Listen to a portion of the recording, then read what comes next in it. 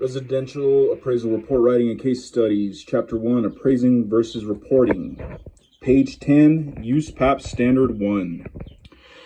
Standard 1 of USPAP, Real Property Appraisal Development, states, in developing a real property appraisal, an appraiser must identify the problem to be solved, determine the scope of work necessary to solve the problem, and correctly complete research and analysis necessary to produce a credible appraisal.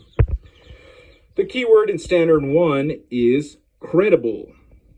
The value opinion conclusion must be credible, defined as worthy of belief, based upon the data analyzed and the appraisal process employed.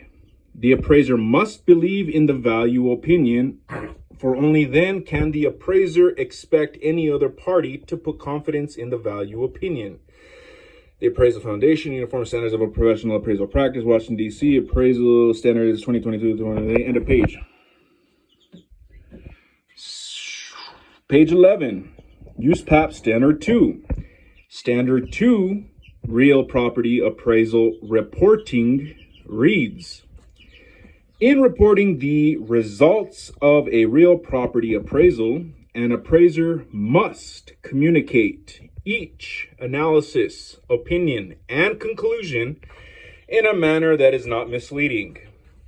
The key phrase in Standard 2 is not misleading. After forming a credible value opinion through the appraisal process as specified in Standard 1, the appraiser now is responsible to properly communicate the assignment results to the client and other intended users. This means, according to USPAP, communicating in a manner that is not misleading. Also, the ethics rule includes this statement: an appraiser must not communicate assignment results with the intent to mislead or defraud.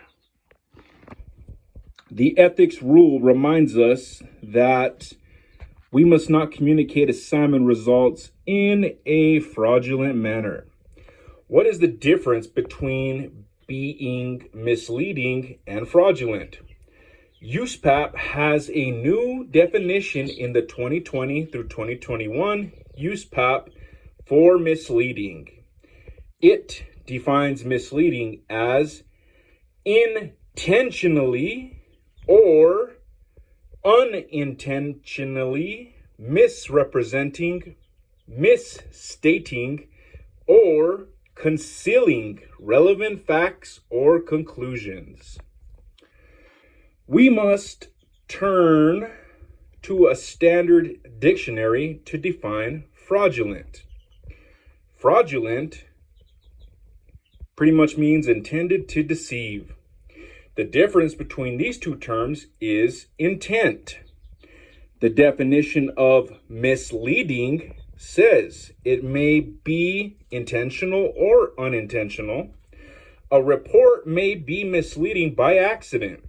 However, in order for an appraisal report to be fraudulent, the appraiser must have intended to deceive. End of page.